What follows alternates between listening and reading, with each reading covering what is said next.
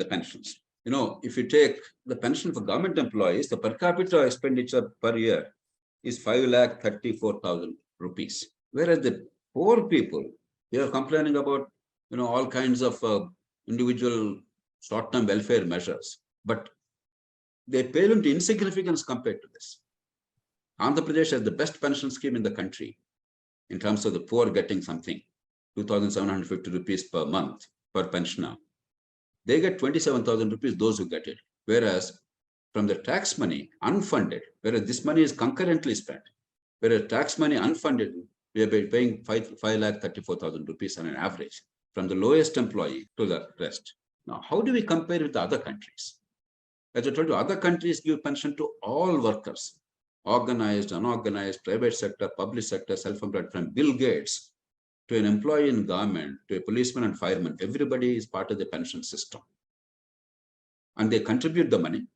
And from that money, pensions are drawn. And there's always a surplus. Right now, there's a $2 trillion plus pension fund in the US. Annually, they're spending about $1,000 billion, about $1 trillion.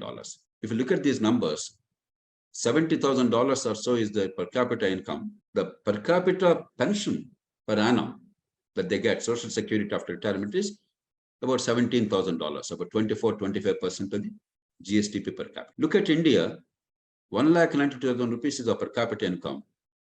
One state, other states roughly, you can make your guesses, but roughly to the same order, 5.5 lakh rupees is what we're paying, about almost 3 times the per capita income. So this is the problem. That's the reason why numbers are going completely out of control. Just to compare with US, UK, France, Sweden, and India. In all those countries, fully funded through contributions of employer and employee. And from that, pensions are paid, so there's no burden on the tax money. And full or near full population, US 94%. The balance 6%, most of them are ex-servicemen, have a separate thing, veterans thing, and some other things. But practically the whole population is covered. UK and France and Sweden, etc., 100% covered. And they're all spending 15% of their revenues on pension.